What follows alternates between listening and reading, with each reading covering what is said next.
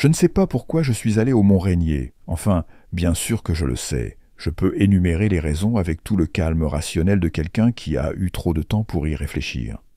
Mais le véritable pourquoi, cette démangeaison sous ma peau, cette chose encore à vif et enfouie au plus profond de moi, comme une écharde que je n'arrive pas à extraire, reste un mystère. J'ai toujours été d'une curiosité obsessionnelle. Je suppose que c'est la meilleure façon de le décrire. Une fois qu'une idée s'empare de mon esprit, elle s'y incruste et y prolifère. La fascination prend le contrôle de tout. Lire devient rechercher. La recherche se transforme en une plongée vertigineuse dans un terrier sans fond, et avant même de m'en rendre compte, c'est tout ce à quoi je peux penser. Puis, pouf, ça disparaît, comme ça, comme une fièvre qui retombe. Ça a toujours été ainsi, depuis l'enfance. Ma mère disait que j'étais comme un chien avec un os, à le ronger jusqu'à la moelle. Et comme toute démangeaison exige d'être grattée, j'obsédais jusqu'à ce que ma curiosité soit satisfaite, ou que ça me consume. Mais le Mont Rainier, lui, n'était pas comme les autres. Tout a commencé un jour gris et pluvieux. Un de ces après-midi où les nuages s'écrasent bas sur le ciel, où la pluie ressemble davantage à une brume épaisse qui s'infiltre jusque dans les os. J'étais affalé sur le canapé, les yeux à moitié rivés sur l'horloge, attendant que le livreur de Domino's arrive avec mes ailes de poulet au buffalo, quand YouTube m'a suggéré une vidéo au titre qui s'est fiché dans mon cerveau comme une épine. Missing 411. Disparitions étranges et inexpliquées dans les parcs nationaux américains. J'ai cliqué. Quelque chose, dans la miniature, une forêt sombre, une silhouette perdue dans le brouillard, m'a troublé, comme une piqûre au creux de l'estomac. Je n'avais aucune idée de ce que j'étais sur le point de déclencher en moi. 3 semaines. C'est le temps que j'ai passé, pas physiquement, mais mentalement englouti, noyé sous des vidéos, des fils de discussion, des forums, des livres obscurs. Tout ce que je pouvais trouver, je l'ai dévoré. Mon ancienne obsession pour le col Dyatlov disparut comme la pluie de la veille. Les cas de Missing 411 étaient d'un tout autre niveau. Et c'est là que le recul me frappe. Là où j'ai envie d'attraper mon moi du passé par le col et de le secouer. Ne creuse pas trop profond. Certaines choses gagneraient à rester enterrées. Mais l'obsession ne tient pas compte des avertissements. Pour ceux qui n'ont jamais entendu parler des affaires Missing 411 ou de David Paulides et de ses recherches terrifiantes, voici une version simplifiée, un résumé express pour les non-initiés, 2000 personnes. C'est le nombre d'âmes qui se sont volatilisées, disparues sans laisser de traces dans les parcs nationaux américains. Pour mettre ça en perspective, c'est plus que le nombre de victimes dans la Tour Nord le 11 septembre. 2000 personnes aspirées par la forêt, et personne ne peut dire comment ni pourquoi. Deuxième, les circonstances? Elles n'ont aucun sens. Les chiens pisteurs retrouvent des traces, puis les perdent brutalement, comme si la personne s'était purement et simplement évaporée. Des enfants portés disparus sont retrouvés à des kilomètres de là, trop loin pour qu'un adulte, même un survivant aguerri, ait pu parcourir une telle distance. Des corps apparaissent dans des zones déjà fouillées des dizaines de fois. Des endroits où il est impensable qu'on ait pu les manquer. Parfois, il n'y a pas de corps du tout, seulement des chaussures ou des vêtements soigneusement pliés comme si la personne s'en était évaporée. Et parfois, les corps semblent être tombés du ciel, brisés, broyés, comme après une chute vertigineuse, alors qu'il n'y a ni falaise, ni corniche, ni rien d'assez haut pour expliquer ça. Troisième, l'armée s'en mêle. C'est là que ça devient vraiment bizarre. Les secours, c'est une chose, mais un déploiement militaire? Quand des unités armées débarquent pour fouiller la forêt, le regard grave, chuchotant entre eux, ça soulève des questions auxquelles personne ne semble vouloir répondre. L'armée ne cherche pas des randonneurs égarés, elle traque, elle combat, mais elle ne fait pas dans le sauvetage. Alors qu'est-ce qu'ils viennent vraiment chercher là-bas? Le service des parcs nationaux devient très évasif dès qu'on creuse un peu trop. Posez des questions sur ces disparitions et vous obtiendrez des réponses polies et bien rodées, du genre qui sonne creux comme un vieux tambour. Insistez, déposez des demandes via le Freedom of Information Act, exigez les dossiers, et leur ton change. C'est comme si vous aviez franchi une porte interdite, surpris quelque chose que vous n'auriez jamais dû voir. Les portes se ferment, les réponses s'évanouissent. Ce silence alimente la spéculation, et dans l'obscurité, les théories poussent comme des moisissures, s'étendent à travers les forums, les feux de camp nocturnes et les cercles conspirationnistes. Évidemment, moi, l'idiot curieux et obsessionnel que je me suis mis à creuser. Essayer d'assembler quelque chose qui ressemble à une explication cohérente. Et les théories? Mon Dieu, les théories étaient infinies. Des milliardaires dégénérés en chasse humaine, des extraterrestres, des Wendigo, des Skinwalkers, Bigfoot. Peut-être est-ce une question d'univers parallèle, une fissure entre deux réalités où des gens glissent comme des miettes oubliées. Chaque hypothèse, aussi folle soit-elle, portait en elle une ombre de plausibilité. Il suffisait d'un rien, d'un minuscule effort de réflexion pour que l'absurde se transforme en quelque chose de terriblement logique. Mais il y avait une théorie, un murmure glissé dans les recoins sombres d'Internet qui m'a happé plus profondément que toutes les autres. Les hommes sauvages. Au premier abord, ça sonne ridicule. Le genre d'histoire que votre oncle ivre pourrait marmonner lors du dîner de Thanksgiving.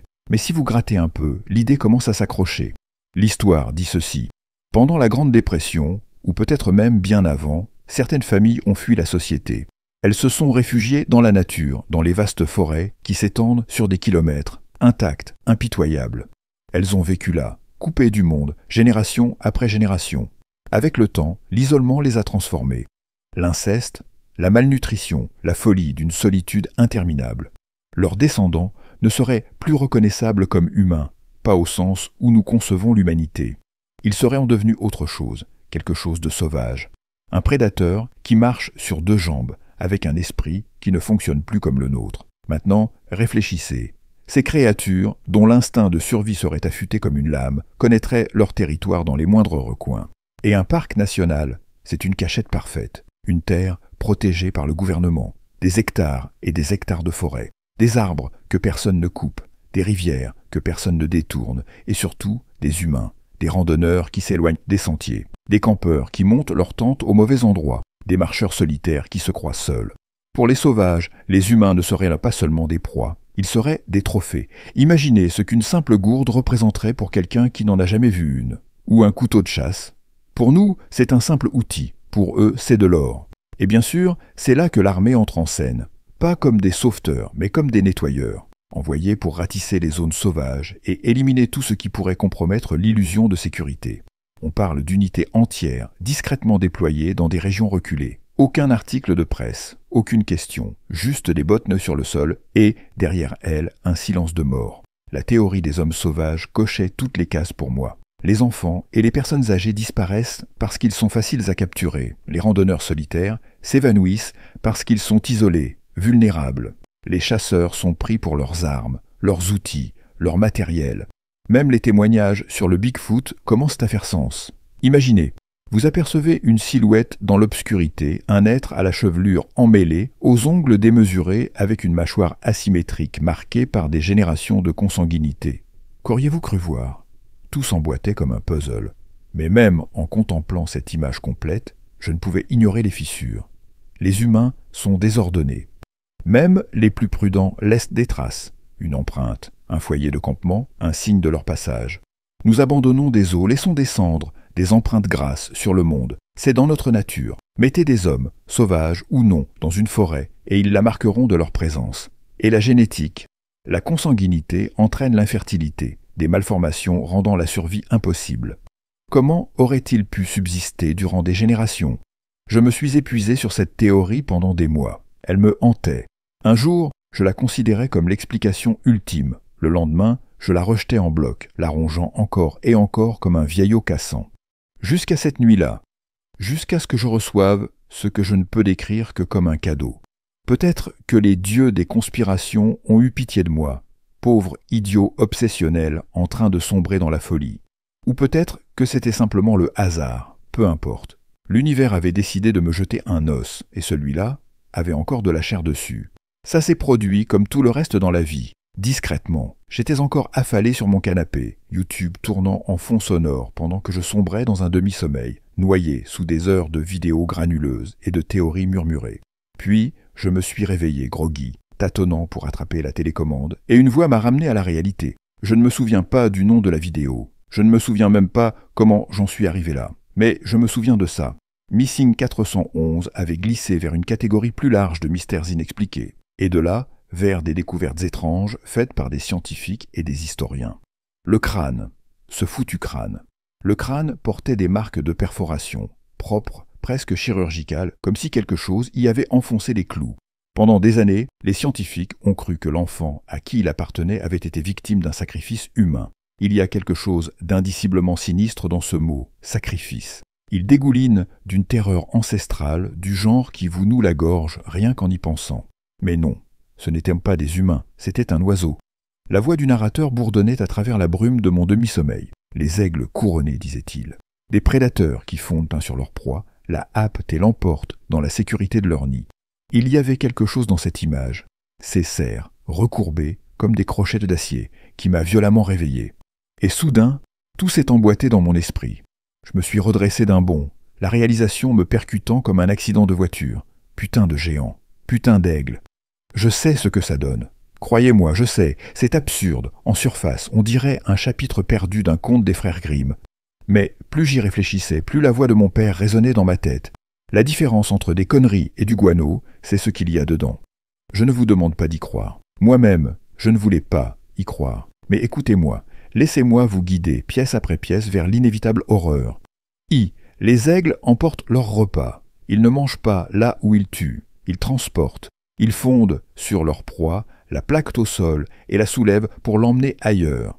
Imaginez la scène, quelqu'un marche dans la forêt, seul, sur un sentier silencieux. Il n'entend rien d'autre que sa respiration, le craquement de ses pas sur la terre humide. Puis, ouch. Le silence, disparu, comme ça. Les équipes de recherche fouillent le sol, elles scrutent les rivières, les crevasses, les grottes.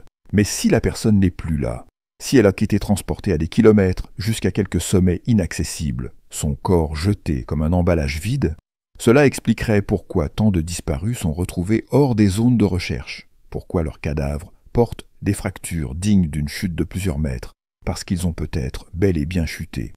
Deuxième, les aigles sont des prédateurs d'embuscade. Ils attendent, perchés très haut, invisibles, silencieux, leurs yeux plus aiguisés qu'une lunette de sniper. Puis, quand l'instant est venu, quand un randonneur s'avance juste assez loin dans la clairière, ils fondent sur lui comme la foudre. C'est pour ça que tant de randonneurs solitaires disparaissent. Les sentiers sont parfaits pour les prédateurs. Une piste de gibier pour les cerfs, un chemin de randonnée pour les humains, quelle différence? Un aigle ne se soucie pas de ce que vous êtes. Il se soucie que vous soyez seul. Et les chasseurs? Oh, c'est encore pire. Les chasseurs appellent leur proie. Ils utilisent des appos. Ils imitent les cris d'animaux pour attirer le gibier. Pensez-y. Vous êtes là, dans la forêt, recouvert de muscs synthétiques, poussant des petits bêlements de faon pour attirer un cerf. Pour vous, c'est de la chasse. Pour un oiseau de proie de 2 mètres d'envergure, c'est la cloche du dîner. Troisième, la chaîne alimentaire laisse toujours des restes. Les histoires de randonneurs disparus dont on ne retrouve que les chaussures ou le sac à dos. Ça colle. Les aigles savent ce qui est comestible et ce qui ne l'est pas. Les bottes en cuir, inutiles, on les jette. Les sacs, déchirés, éventrés. La chair et les os, dévorés. Le reste, l'abandonner, le laisser pourrir, le livrer aux charognards. Imaginez, un nid grand comme une bagnole, jonché de lambeaux de vêtements, de fermetures éclairs brisées et des restes de Dieu, c'est combien de malheureux. Ce n'est pas difficile à imaginer. C'est pire à ressentir. Et là, je vous entends déjà. Allez, Saint-Circa, des aigles géants, quelqu'un aurait remarqué. Mais ils les ont vus, et c'est là que tout bascule. Le National Park Service sait, c'est pour ça qu'ils deviennent si étranges quand on leur pose trop de questions. Ils savent que ces créatures sont là, tapis dans les recoins les plus reculés des parcs nationaux. Et ils savent exactement où les trouver. Les aigles ne chassent pas au hasard. Ils opèrent dans un rayon précis, 15 à 20 miles autour de leur nid. C'est leur territoire, leur terrain de chasse. Repensez à l'aigle pigargue, l'oiseau national des États-Unis, vénéré, protégé. Et pourtant, en 1963, il ne restait plus que 400 couples nicheurs.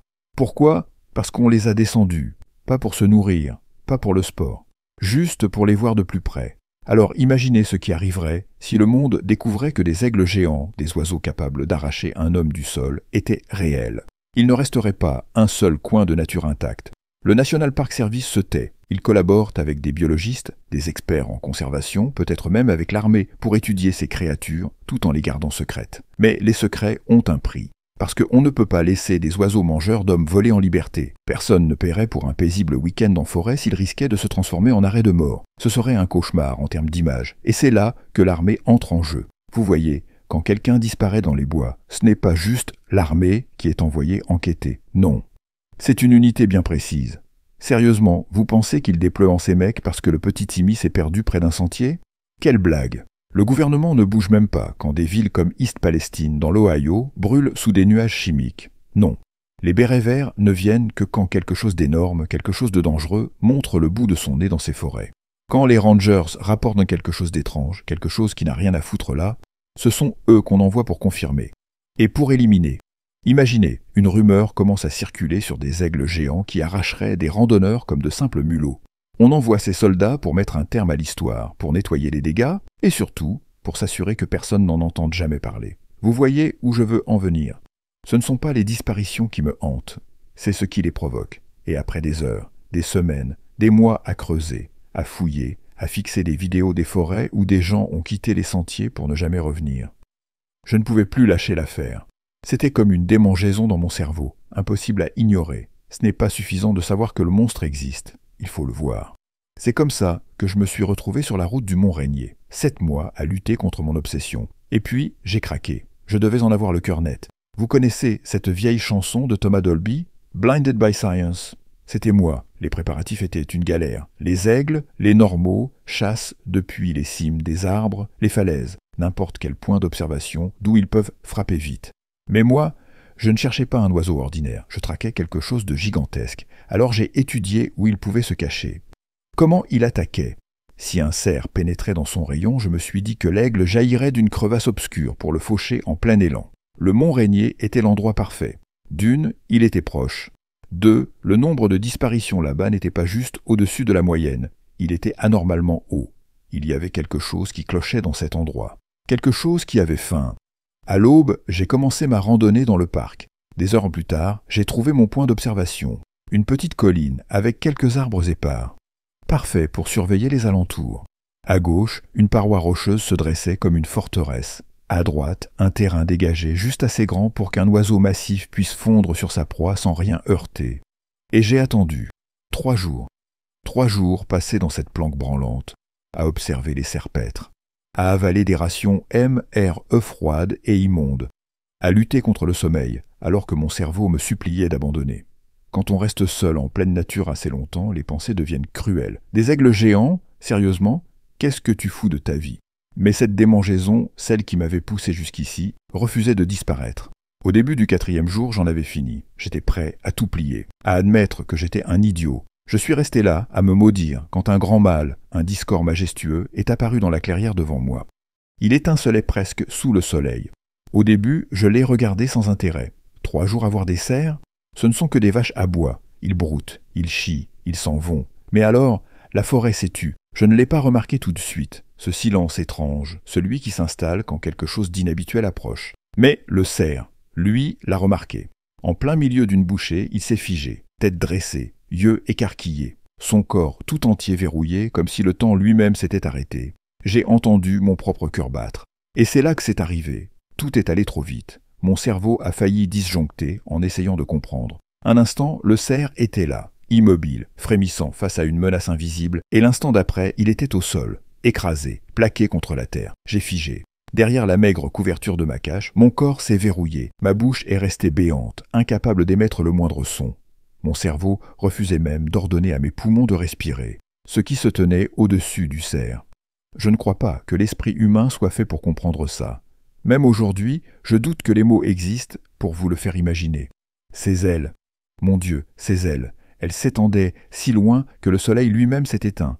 Toute la forêt a sombré dans son ombre, 40 pieds d'une extrémité à l'autre, peut-être plus. Elle pesait, si lourd que l'air autour semblait se tordre, comme sous l'effet d'une chaleur infernale. Et son corps, Christ, son corps, 8 pieds de haut au moins, juché sur 2 pattes, aux griffes aussi épaisses que des troncs d'arbres. Ses serres s'enfonçaient profondément dans le sol, de longues choses noires, luisantes comme de l'obsidienne. Sa tête, elle pivotait avec cette précision froide, cette mécanique parfaite du prédateur. Puis, nos regards se sont croisés, et j'ai senti mon sang geler, ses yeux de l'or fondu, 2 orbes de lumière liquide traversés par un minuscule point noir. Elles brillaient comme des flammes dans un four infernal. Et il n'y avait rien d'humain dans ce regard, rien de miséricordieux. Son regard s'est ancré sur le cerf, sans une once d'émotion, comme si tuer était la chose la plus naturelle au monde. Le cerf a poussé un cri court, étranglé, puis le bec de l'aigle s'est abattu sur lui, un cri qui s'est éteint dans un bruit sourd. J'ai entendu les os se briser, craquer comme des brindilles sèches, même d'où je me cachais. Le sang a jailli en arc, éclaboussant les feuilles, saturant le sol. C'était brutal, c'était rapide. Et le bruit, mon Dieu, le bruit. Il entra mes cauchemars jusqu'à ma mort. Le son des dents dans la chair. C'est là que mon instinct d'humain stupide a pris le dessus. Prends une photo. La pensée a explosé dans mon crâne, comme une fusée éclairante. Personne ne croirait ça. Même moi, je n'y croirais pas sans preuve. Sans ça, ce n'est qu'une histoire de plus autour d'un feu de camp. Alors j'ai saisi mon appareil photo, avec des mains qui refusèrent d'arrêter de trembler, lentement, avec une infinie précaution. J'ai levé l'objectif vers la bête, et j'ai pressé le déclencheur. Le clic était faible, un frémissement à peine audible, une brise dans le silence. Mais pour la chose dans la clairière, c'était comme un coup de feu. Sa tête s'est redressée d'un coup, ses yeux se sont braqués sur ma cachette, et pour la première fois, j'ai vu ses orbes dorés changer. Le vide avait disparu. Il était remplacé par quelque chose d'autre, quelque chose de brutal, quelque chose de fin. Il m'avait vu, avant même que je puisse penser, avant même que je puisse bouger. Une bourrasque violente m'a coupé le souffle. La planque a explosé autour de moi. Le plastique s'est déchiré. Les piquets ont volé en éclats. Des lambeaux se sont envolés comme du papier dans un ouragan. J'ai roulé en arrière, le souffle court, le monde tournant autour de moi. Quand j'ai levé les yeux, il était là, 20 pieds plus loin, détruisant les restes de ma cache. Il croyait que j'étais encore dedans. L'espace d'un instant, j'ai cru au miracle, ou peut-être juste à une chance inouïe. Je n'ai pas attendu de savoir. J'ai tourné les talons, et j'ai couru. Je n'ai jamais couru aussi vite de ma vie, et par Dieu, j'espère ne jamais avoir à le refaire. La forêt n'était plus qu'un flou indistinct alors que je fonçais à travers elle, les branches me fouettant le visage, les ronces déchirant mes vêtements. Je m'en fichais, je ne me suis pas arrêté, je ne pouvais pas, parce que à chaque ralentissement, à chaque fois que mon souffle me trahissait, que mes jambes flanchaient sous la fatigue, je le sentais. Derrière moi, regardant, traquant, des heures durant, ou peut-être des jours, je ne saurais dire, j'ai couru. Quand j'ai enfin émergé de cette maudite forêt, je me suis effondré contre ma voiture. Ma vue brouillée, mes muscles tremblants, je me suis affalé sur le volant, hoquetant de sanglots qui me déchiraient la poitrine. Je n'arrivais plus à arrêter de trembler. Mon corps n'était plus qu'une loque, mon cerveau du coton brûlé, mais une seule pensée hurlait en boucle, encore et encore comme une sirène d'alarme. Comment diable suis-je encore en vie ? J'ai roulé des heures, attendant que l'adrénaline retombe, essayant de comprendre, de me convaincre qu'il y avait forcément une explication. Peut-être qu'il s'était coincé dans la planque, peut-être qu'il m'avait jugé insignifiant, peut-être que le cerf l'avait suffisamment rassasié pour qu'il me laisse en paix, peut-être. J'ai contacté les autorités en rentrant. Mais vous devinez la suite. Monsieur, vous savez, les aigles sont bien plus grands que ce qu'on imagine. Vous êtes sûr que vous n'étiez pas sous l'influence de quelque chose ? On va envoyer quelqu'un voir, on vous tiendra au courant, bien sûr. Et maintenant, quelque part là-bas, un appareil photo repose encore dans les décombres, perdu avec le reste de mon équipement. Peut-être que quelqu'un le trouvera un jour, peut-être que cette personne croira ce que j'ai vu. Mais si vous ne deviez retenir qu'une seule chose, que ce soit ceci, le service des parcs nationaux cache quelque chose d'énorme, quelque chose de dangereux. Si un jour vous décidez de partir en randonnée dans ces forêts, faites-vous une faveur, n'y allez pas seul.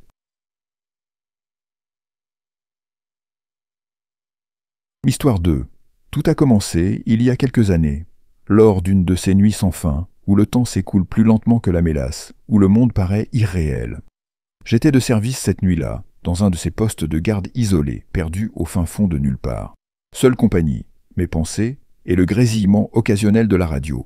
D'habitude, on était au moins 2, mais pas cette nuit-là. Cette nuit-là, j'étais seul, 3 heures du matin, l'heure morte comme on l'appelle. Un frisson m'a parcouru l'échine. Je ne savais pas si c'était la clim, ou juste mon cerveau qui commençait à délirer. Encore quelques heures. C'est ce qu'on se dit quand on fixe le vide de 3 heures du matin.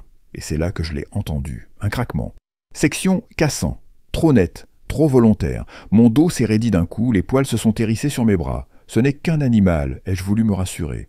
Un cerf. Un raton laveur peut-être. La nuit fait paraître énormes les plus petits bruits, mais mes propres pensées commençaient à me murmurer autre chose. T'imagines des choses. Arrête d'être parano. Un autre craquement, plus fort cette fois. Mon cœur a ralenti, lourd, martelant mes tempes. Je me suis levé. Mes pas faisaient à peine grincer le plancher. Je me suis dirigé vers la porte, tordant la serrure, vérifiant une deuxième fois qu'elle était bien verrouillée. Ce bruit dehors, il n'était pas normal. Il y avait quelque chose de trop précis, de trop mesuré dans la façon dont il était venu. J'ai entrouvert les stores de la fenêtre la plus proche et j'ai scruté la nuit noire. Le faisceau de ma lampe a éventré l'obscurité. Lumière rebondissant sur des feuilles humides, glissant sur des branches tordues. Rien. Rien que je puisse voir, du moins. Mon souffle s'est suspendu une seconde. Puis, les pas ont commencé, d'abord si légers que j'ai cru les inventer. Comme un murmure dans un demi-rêve, mais ils ont grossi, clair, distinct, crunch, crunch. Un rythme calculé, lent, régulier, et faux, pas humain, pas animal, quelque chose d'épais, de massif, mais prudent. Ça tournait en rond, juste là, hors de ma vue. J'ai pivoté d'un bloc vers mon bureau, ne pas y penser, ne pas écouter. J'ai ouvert un jeu idiot sur l'ordinateur. Mes doigts tremblaient sur la souris. Et puis, ça a commencé. Un bruit comme des ongles sur un tableau noir, screach, venant de la fenêtre derrière moi. Le bureau du fond. J'ai failli trébucher sur ma chaise en me précipitant vers la source du son. Mais je me suis figé net. Là, sur la vitre, une trace. 5 longues griffures. Comme si quelque chose l'avait lacéré avec une patience horrible et calculée. Les marques brillaient d'un rouge poisseux, fraîche, visqueuse. Mon estomac s'est retourné. Un goût acide m'a brûlé la gorge. J'ai prié pour le silence. Mais à 3 heures du matin, les prières ne valaient rien. Un autre grattement, plus fort. Cette fois, il venait de la fenêtre juste à côté de mon bureau. Je me suis retourné, le souffle coincé dans ma poitrine, et je l'ai vu. Des ongles, de vrais ongles, longs, tordus, accrochés à une forme qui se fondait dans l'ombre, derrière la vitre. Le son m'a transpercé la moelle, comme des dents raclant du métal. Mes genoux ont lâché. J'ai couru. Pas par la porte, non, je n'étais pas assez stupide pour sortir. J'ai fui au centre de la pièce, aussi loin que possible des fenêtres, et j'ai attendu. Pendant une demi-heure, j'ai tremblé, recroquevillé, chaque respiration un râle de pierre écrasée. De temps en temps, le bruit revenait, d'abord à une fenêtre, puis à une autre, toujours lent, toujours précis. Quand j'ai enfin trouvé le courage de regarder, c'était pire. La première fenêtre, là où tout avait commencé, était couverte, complètement. Le verre éraflé jusqu'à n'être plus qu'une masse de cicatrices rouges, opaques, griffées jusqu'à la moelle. J'ai vérifié les autres fenêtres, mes jambes me portant en pilote automatique, toutes pareilles, chaque centimètre lacéré, jusqu'à devenir rouge comme de la chair à vif. Et moi j'étais piégé, dans une pièce devenue cage. L'horloge indiquait 4 heures du matin. J'ai fixé les chiffres jusqu'à ce qu'ils se brouillent. Encore 1 heure, une seule, jusqu'à l'aube, jusqu'à ce que les choses dans l'obscurité disparaissent. Du moins, c'est ce que j'avais toujours cru. Mais cette nuit-là, alors que les griffures s'intensifiaient et que les ombres se resserraient, j'ai commencé à en douter. Histoire 3. Il était minuit passé quand j'ai trébuché jusqu'au campement, les jambes en coton, le souffle comme si j'avais fui le diable en personne. J'étais vivant, mais par quel miracle, je n'en avais pas la moindre idée, et content d'être encore entier. L'odeur de nourriture m'a saisi en premier, grasse et fumée, s'accrochant à l'air humide comme une bénédiction. J'en avais besoin après cette nuit. J'entendais les autres, Sarah, Mike, Gary, rire et balancer leurs conneries habituelles autour du feu, leurs voix se fondant en écho comme venues d'un monde auquel je n'étais plus sûr d'appartenir. « Rick !» s'est écriée Sarah. « On pensait plus te voir ce soir. » Son ton était léger, insouciant, jusqu'à ce que leurs yeux tombent sur moi. Le silence est tombé d'un coup, comme une lame d'exécution. Leurs visages se sont figés, leurs sourires tombant un à un. « Mec, qu'est-ce qui t'est arrivé ?» La voix de Gary a craqué, son regard coincé entre l'inquiétude et le dégoût. De l'autre côté du feu, un sifflement bas. Quelqu'un a murmuré « Aïe !»« Ouais. » J'ai balayé l'air d'une main, traînant mon corps en ruine jusqu'au feu. Je me suis laissé tomber, les muscles en feu, laissant la chaleur mordre ma peau. Mike m'a tendu une bière sans un mot, ses yeux plus tranchants que des lames de rasoir. « T'as intérêt à avoir une sacrée histoire derrière tout ça, » dit-il. « Oh, il y a une histoire, » grognai-je en ouvrant la canette d'un coup sec avant d'en avaler une longue gorgée. La bière descendit dans ma gorge comme une brûlure glacée, et je pressai la canette contre le trou béant dans mon jean.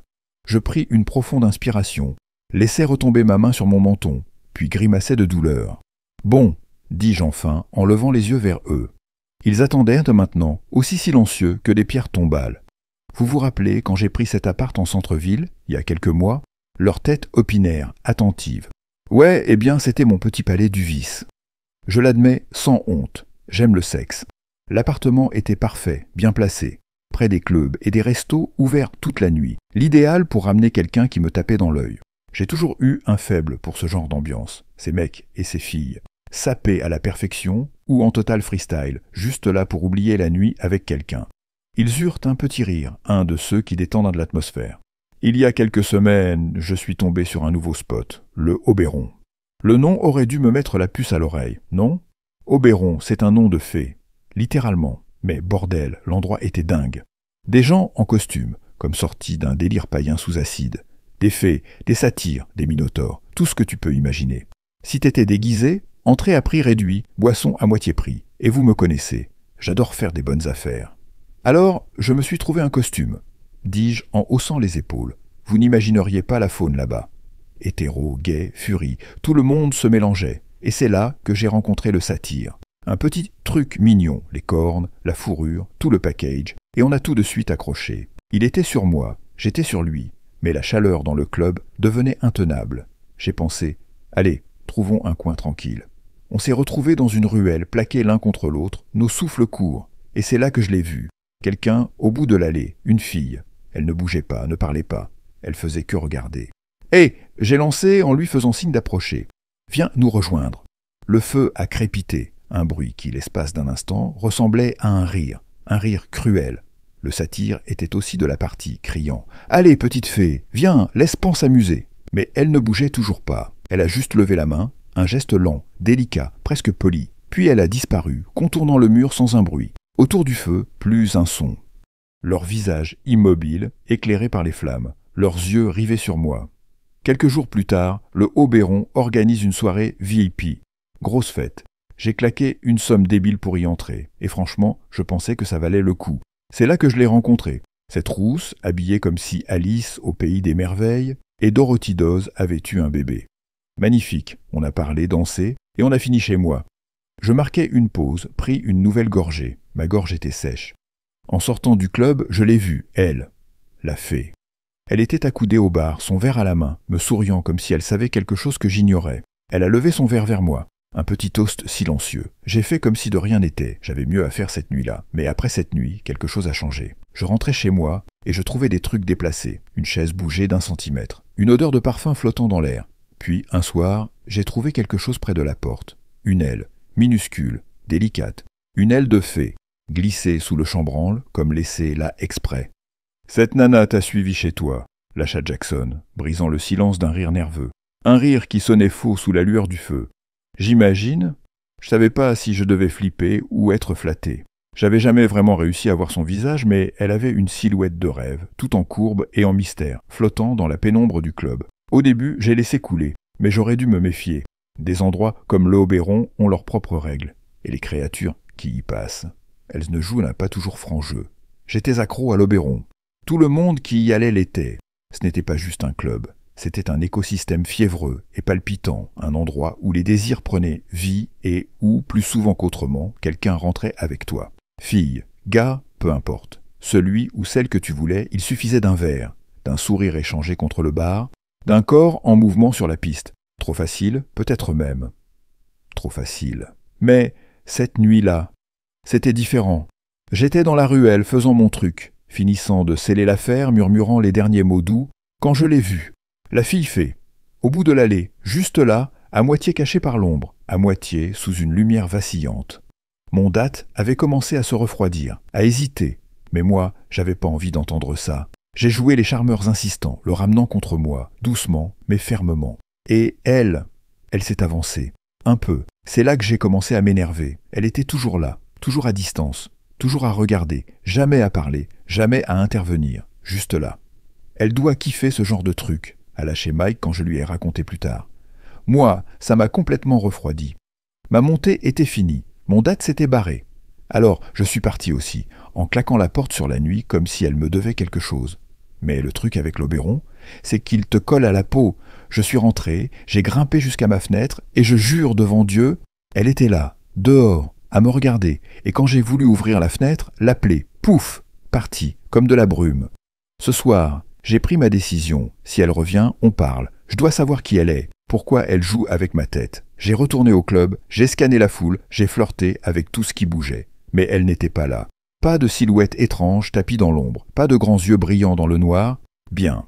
J'ai trouvé une autre fille, une bombe, agressive, des dents, des griffes, des mains partout.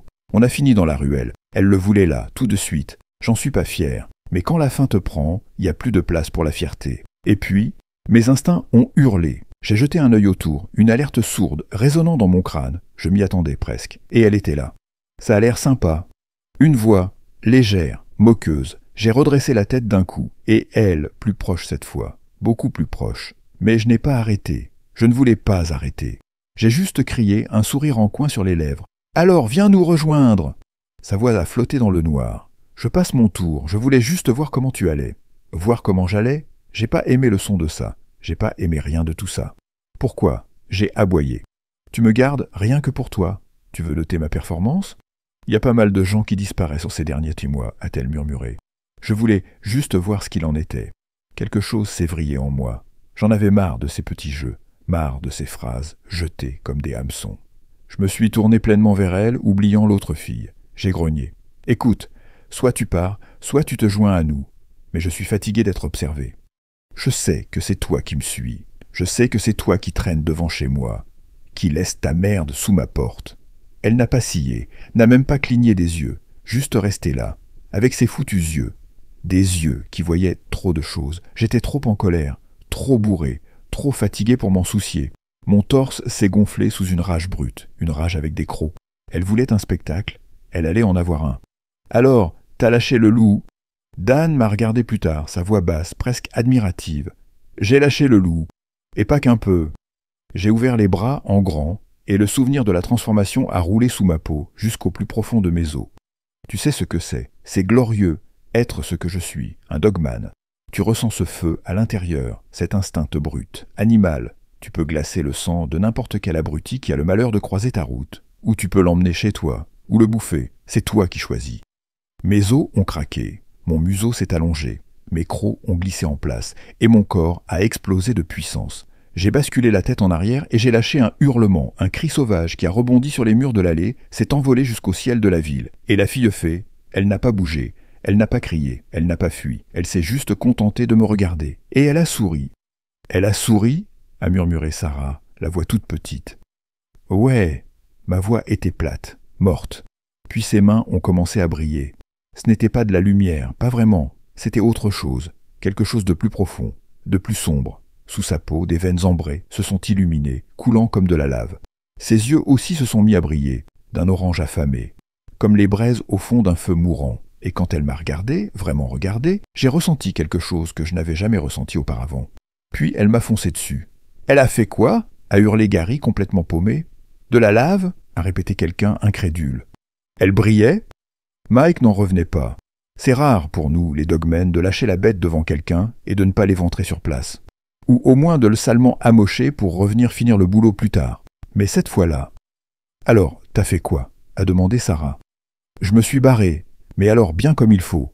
J'ai balancé ça avec fierté, même si, au fond, je masquais un putain de paquet de trouille. Ils ne comprenaient là pas. Aucun d'eux ne pouvait comprendre. Personne n'a vu ce que j'ai vu. Cette fille fée m'a poursuivi. Je peux courir plus vite qu'une bagnole. Je peux sauter mieux qu'un athlète olympique. Je peux grimper comme une araignée. Et je suis plus fort que 5 hommes réunis. Et pourtant, j'ai détalé comme un lapin. Et elle m'a suivi, sans le moindre effort. J'ai pris un virage en dérapant, le souffle court, et j'ai senti sa main. Elle m'a chopé par la nuque. Et d'un geste presque désinvolte, elle m'a fait tournoyer comme si je ne pesais rien, avant de m'éclater contre un mur. J'ai frappé dur. Ma vision s'est brouillée. Mon corps hurlait. Mais je savais que je devais faire quelque chose. Je devais riposter, même si tout en moi me criait de fuir. Et après, a soufflé quelqu'un. Je me suis fait démonter. J'ai baissé la tête, plus de douleur que de honte. La fille fée se tenait au-dessus de moi, ses yeux de braise plantés dans les miens. Je ne pouvais rien faire, juste rester là, étalé comme un cadavre frais. « Vas-y, tue-moi !» Les mots ont grondé dans ma gorge, un mélange de rage et de peur. « Putain de chasseuse, je vous hais !» Et elle a ri, elle a vraiment ri. « Je suis pas une chasseuse abrutie, a-t-elle lâché. Si je l'étais, je t'aurais tué depuis des semaines. » Puis, en plissant les yeux, moqueuse. « Oh, tu pensais que j'essayais de localiser ta meute ? Alors pourquoi tu me suivais ?» Ma voix était éraillée, et j'étais encore plus perdu. Elle a soupiré, puis elle m'a redressé, comme une mère qui remet son gosse en place, époussetant ma fourrure du bout des doigts. « Écoute, petit malin, moi, j'aime le lapin, j'aime le poulet, j'aime bien le poulpe frit, j'adore un bon butterrican, mais ce que j'aime pas, c'est quand les prédateurs torturent et jouent avec leur bouffe. Je comprends pas. » Ma voix était un râle. Elle a levé les yeux au ciel. « Tu aimes les humains. Très bien, baise-les, bouffe-les. Je m'en fous. T'es un prédateur. Et eux sont au menu. Mais tu les chasses. Tu ne joues pas avec. Tu trouves. Tu attrapes. Tu tues. Tu bouffes. Pigé. What? J'ai cligné des yeux, complètement paumé, et puis elle a ajouté. Quelque chose d'autre te chassait. Quoi? Pendant que tu faisais le malin dans l'allée, une autre bestiole te traquait. Elle a haussé les épaules. Mais t'en fais pas. J'ai réglé le problème. Puis, avec un sourire en coin, t'as de la chance que je te trouve plutôt mignon. Je pouvais voir sur les visages des autres qu'ils étaient en stupéfait, silencieux. Elle m'a donné un avertissement à vous transmettre, ai-je finalement dit. Quel avertissement? Ont demandé plusieurs voix. Ne jouez pas avec votre nourriture, ai-je répondu, en regardant la transformation lunaire commencer à prendre le dessus sur les autres. J'étais trop blessé pour changer. J'avais besoin de repos, mais aussi, j'avais trop peur. Pourquoi? Parce qu'en haut dans un arbre, bien au-dessus de nous, j'ai vu une lueur faible, orange, des veines dessinées en silhouette. Ma fée m'observait encore.